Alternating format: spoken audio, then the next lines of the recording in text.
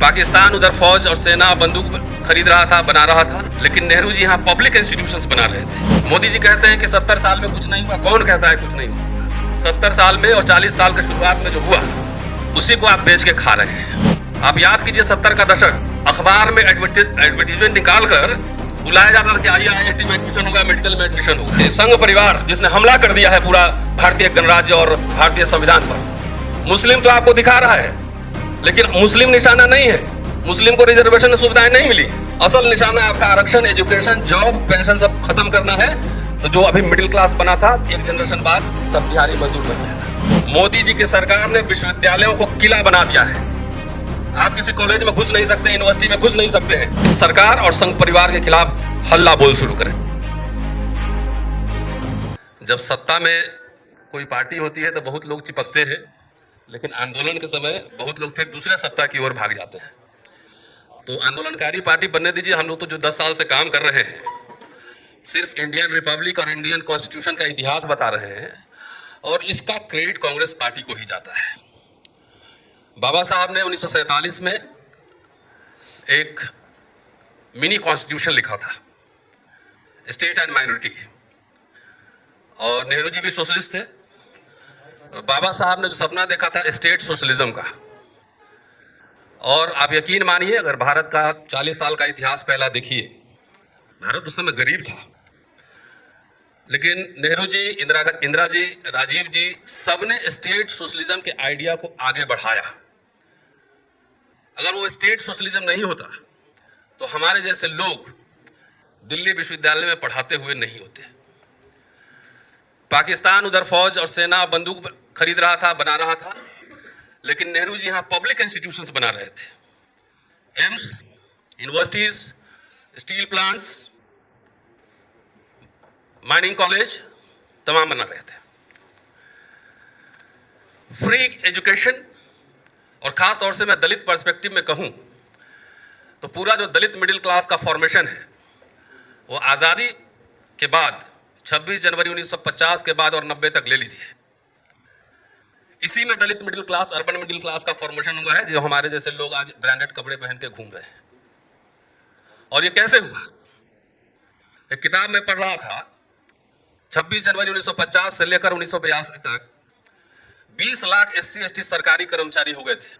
मैं समझता हूं कि भारतीय संविधान और भारतीय गणराज्य की एक शानदार उपलब्धि थी।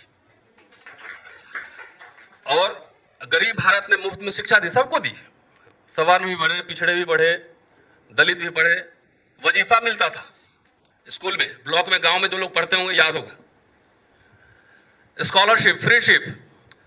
आप याद कीजिए 70 का दशक, अखबार में एडवर्टीजमेंट निकाल कर बुलाया जाता था कि आइए IIT में एडमिशन होगा, मेडिकल में एडमिशन होगा।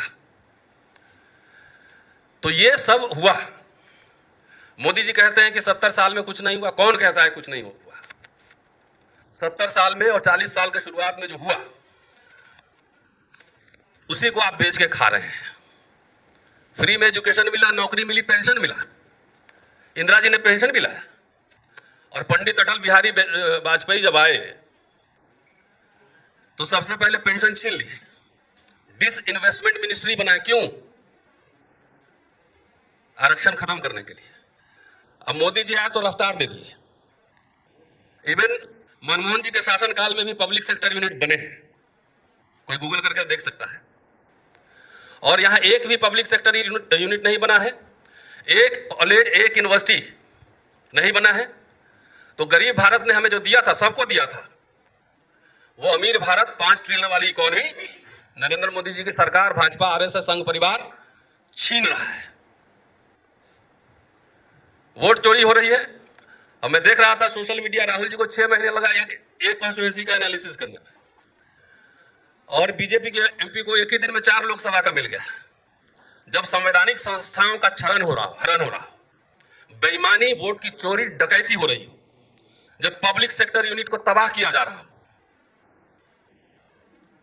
तो वैसे में किसी भी चिंतनशील व्यक्ति के लिए यह जरूरी है, जो भारतीय संविधान, भारतीय गणराज्य से प्यार करता है, उसमें उसका विश्वास है, जरूरी है उसके लिए कि वो कांग्रेस के साथ है और इंडिया गठबंधन को मजबूत करे। और इसलिए देखिए, विश्वविद्यालय क्या होते हैं? ज्ञान विज्ञान के सृजन के केंद्र होते हैं, क्रिटिकल एनालिसिस होता है। मोदी जी की सरकार ने विश्वविद्यालयों को किला बना दिया है। आप किसी कॉलेज में घुस नहीं सकते, यूनिवर्सिटी में घुस नहीं सकते हैं। दिल्ली विश्वविद्यालय में पढ़ा हूं, मुझे याद है कि जुबली हॉल माल रोड से लेकर कमला नगर तक डीसी ऑफिस के सामने पैदल घूमते थे, कोई पूछने वाला नहीं होता था।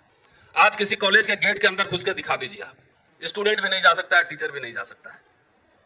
तो विश्व गुरु ये बना रहे हैं कि विश्व गुरु बना रहे हैं, ये सवाल सबसे महत्वपूर्ण है। मैं सिर्फ दलित की बात नहीं कर रहा हूं। क्या जब पब्लिक सेक्टर यूनिट बने, जब फ्री एजुकेशन मिला, जब फ्री नौकरियां मिली, पेंशन मिला, तो क्या इसका लाभ ब्राह्मण को नहीं हुआ?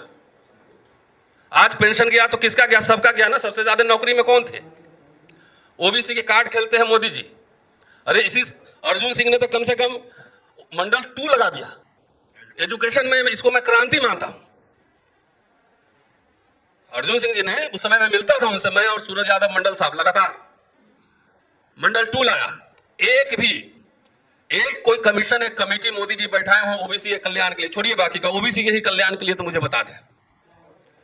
एट्रोसिटीज बढ़ रहा है। आप आरटीआई जो लगा था, आरटीआई डिफंक्ट कर दिया गया। आप आरटीआई लगाते रहो, कोई जवाब ही नहीं देगा। मैं तो सुप्रीम कोर्ट में एक आरटीआई के सवाल को लेकर केस लड़ रहा हूं, मुकदमा में। तो जो सारे संस्थाएं ध्वस्त हो रही हो, उस समय देश की जनता के सामने क्या विकल्प है? आज मैं टीचर हूं, प्रोफेसर पढ़ाता हूं।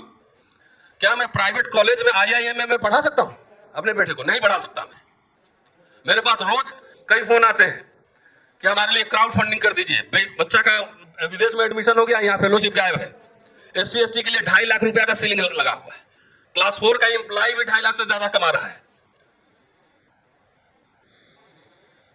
तो ये सवाल सर्व समाज का है।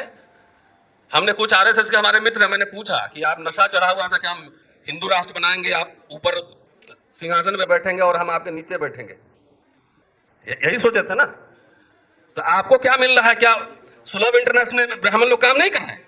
कर रहे हैं ना, मजदूरी नहीं कर रहे हैं। सारे के रोजगार के अवसर, सारे के बच्चे के पढ़ने के अवसर खत्म हो रहे हैं। बाबा साहब जब साउथ बोरो कमेटी और साइमन कमीशन के सामने आए थे, उन्होंने मेमोरेंडम दिया था कि पागल को छोड़कर बाकी सबको वयस्क मताधिकार मिलना चाहिए। कितने संघर्ष से यूनिवर्सल फ्रेंचाइजीज, वयस्क मताधिकार प्राप्त किया गया था, और ईवीएम से लेकर वोट चोरी, वोट डकैती तक सब खत्म हो रहा है। तो अब तो हमारे वोट की कोई कीमत ही नहीं है। तो ऐसी स्थिति में देश के नागरिक जब आह्वान नहीं करेंगे, जब आंदोलन नहीं करेंगे, तो आपका बचेगा क्या? कुछ नहीं बचेगा। सारे पूरे समाज को अनपढ़, निरक्षर, मजदूर। एक एग्जाम्पल देके मैं खत्म करूंगा। दिल्ली विश्वविद्यालय में मैं पढ़ाता हूं, 28 साल से पढ़ा रहा हूं। एडहॉक, पहले हमारे यहाँ एडहॉक सिस्टम था। एडहॉक मतलब अगर मैं छुट्टी में 2 साल के लिए जाऊं तो मेरे जगह जो टीचर आएगा उसको फुल सैलरी मिलेगी। तो अभी के हिसाब से मान लीजिए 1,15,20 हजार रुपए एक टीचर को मिलेगा।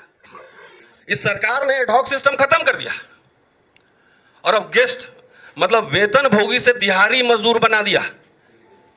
डेली वेजर कि हर दिन का 1500 कमाइए, अब मैक्सिमम 50,000 से ऊपर नहीं जाएगा। ये क्या किसी एक समुदाय पर लागू है? ये सभी समुदाय पर लागू है। इसलिए मैं सर्व समाज को कह रहा हूं कि जो ये संघ परिवार जिसने हमला कर दिया है पूरा भारतीय गणराज्य और भारतीय संविधान पर, मुस्लिम तो आपको दिखा रहा है, लेकिन मुस्लिम निशाना नहीं है। मुस्लिम को रिजर्वेशन सुविधाएं नहीं मिली है। असल निशाना आपका आरक्षण, एजुकेशन, जॉब, पेंशन सब खत्म करना है। तो जो अभी मिडिल क्लास बना था, एक जनरेशन बाद सब दिहाड़ी मजदूर बन जाएगा। तो इसलिए मैं समझता हूं कि सोशल जस्टिस के साथ सेकुलरिज्म साथ चलना चाहिए, और हम secular social justice democratic practice में मैं बिलीव करता हूं पर्सनली। और मुझे अब विश्वास हो चला है, 10, 20 साल, 30 साल से हम लोग यही काम कर रहे हैं। संविधान बचाओ संघर्ष समिति हमने बनाया था, अनिल जी कन्वीनर थे। ऐसे रोस्टर के सवाल पे हमने भारत सरकार को झुकाया था 200 पॉइंट रोस्टर सिस्टम पर। तो इसलिए जो भी भारतीय संविधान, भारतीय गणराज्य और साइंटिफिक टेम्परामेंट, सोशल जस्टिस और सेकुलरिज्म में विश्वास करते हैं, वैसे देश के सारे लोगों से मैं आह्वान करता हूं कि सरकार और संघ परिवार के खिलाफ हल्ला बोल शुरू करें। शुक्रिया। जय हिंद।